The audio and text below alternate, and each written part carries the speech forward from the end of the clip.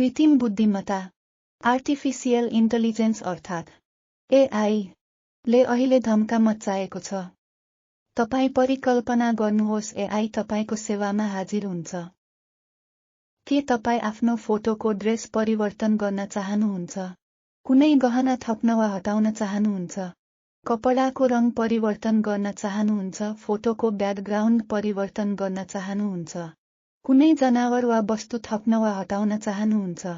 यदि तपाईको उत्तर हो चाहनुहुन्छ भने तपाईले चुड्की भरमा एआईको सहायताले गर्न सक्नुहुन्छ। तपाईले परिकल्पना गरेको फोटो बनाउन चाहनुहुन्छ? तपाईले परिकल्पना गरेको लेख्नुहोस् बस फोटो तयार। तपाई जे लेख्नु भएको छ त्यो सबै फोटोमा आउँदछ। के तपाई सुनौला अक्षरमा लेख्न चाहनुहुन्छ? फरक अक्षरमा लेख्न चाहनुहुन्छ? तपाई लेख्नुहोस् एआईले तयार गरिदिन्छ।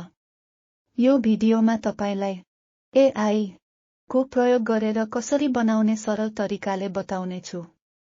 आजकल तपाई कृत्रिम बुद्धिमत्ता आर्टिफिशियल इन्टेलिजेन्स अर्थात् एआई का सयौं वेबसाइट वा एप्लिकेसन पाउनुहुन्छ।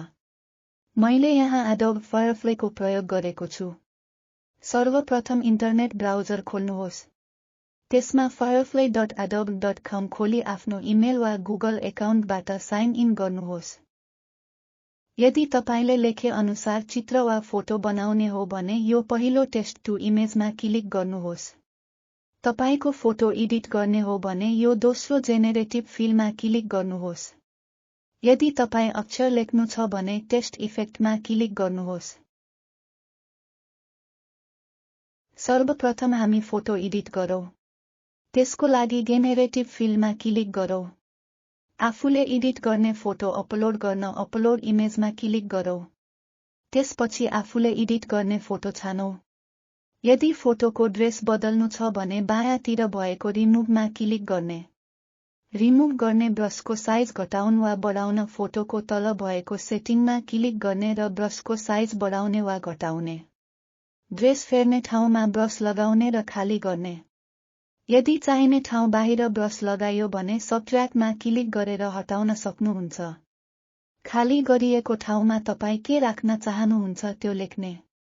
मैले यहाँ रेड ज्याकेट टाई लेखे र जेनेरेटमा क्लिक गरे। एकछिन कुर्नुहोस्।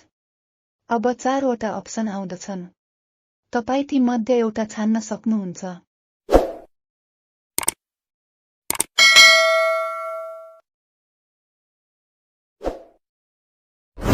भने मोरमा क्लिक गर्नुहोस्। तपाईले चाहेको लेख्नु अगाडि इन्सर्टमा क्लिक गर्नुहोला। मैले कालो चस्माको सट्टा रिडिङ ग्लास राख्न चाहे।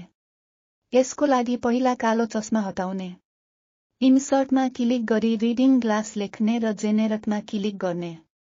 लौ चस्मा परिवर्तन भयो। अब फोटाको ब्याकग्राउन्ड पृष्ठभूमि चेन्ज गर्न सिकौं। पहिला ब्याकग्राउन्ड चेन्ज गर्ने फोटो अपलोड इमेजमा क्लिक गरी आफ्नो फोटो अपलोड गर्नुहोस्। फोटोको तल भएको ब्याकग्राउन्डमा क्लिक गर्नुहोस्। तपाई ब्याकग्राउन्डमा के राख्न चाहनुहुन्छ त्यो लेख्नुहोस्। उदाहरणको लागि मैले लन्डन आए लेखे। लौ ब्याकग्राउन्ड हाजिर भयो। मैले फेरि सगरमाथाको फोटो राख्न चाहेर लेखे। ब्याकग्राउन्डमा सगरमाथा आयो। सोही फोटोमा मैले याक पनि राख्न चाहे भने किपमा क्लिक गरी याक राख्ने ठाउँ पहिले भने अनुसार ब्रस गरे। इन्सर्टमा क्लिक गरी याक लेखे। ड्रेस पनि परिवर्तन गर्ने चाहे र ब्रसले मेरो कपडा हटाई अफ्रिकान लेखे। लौ नयाँ ड्रेस आयो। यसरी तयार भएका फोटा कसरी सेभ गर्ने त्यो पनि केही क्षणमा बताउने छु। भिडियो हेर्दै गर्नुहोस्। अब तपाईले परिकल्पना गरेको चित्र वा फोटो कसरी बनाउने त्यो बताउने छु। सर्वप्रथम टेस्ट टु इमेजमा क्लिक गर्ने। त्यसपछि तपाईले दिएका फोटामा के परिवर्तन गर्न चाहनुहुन्छ त्यो लेख्ने। म नयाँ चित्र तयार गर्न चाहन्छु। यो भिडियोको थम्बनेलमा जस्तै खोलामा आगा लागि भएको माछाहरू भागिरहेका आगोको मुस्लो र धुवा उडेको चित्र बनाऊ। त्यसको लागि fire in the river fishes are running away film of fire smoke in sky लेखे। दायाँ पट्टि साइटमा कुन रेसियो फोटो ग्राफिक वा आर्ट के हो छान्नुहोस्। स्टाइल लाइटिङ र कलर पनि छान्न सक्नुहुन्छ। उदाहरणको लागि मैले मुसाले हात्ती चढेको चित्र बनाउन पर्यो। मैले रर्याट राइडिङ इलिफेन्ट लेखे, चित्र तयार। यसरी तपाईले चाहेको चित्र बनाउन सक्नुहुन्छ। लौ हेर्नुहोस्, मैले परिकल्पना गरेको फोटो तयार भयो। कस्तो अचम्म! अब मैले सगरमाथामा नेपालको झण्डा राख्न चाहे। मैले Nepal flag in the Mount Everest लेखे। एकछिन कुर्नुहोस्, लौ आयो। यसरी तपाईले चाहेको इमेज बनाउनुहोला। तपाई जे लेख्नुहुन्छ त्यसको इमेज तयार। छैन त अचम्म? यसरी तयार भएका इमेजलाई सेभ गर्न इमेजमा कर्सर लैजानुहोस्।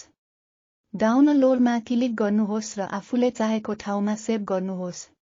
तपाईलाई यस्तै भिडियो हेर्न मन छ भने कृपया मेरो च्यानललाई सब्स्क्राइब गर्नुहोला है।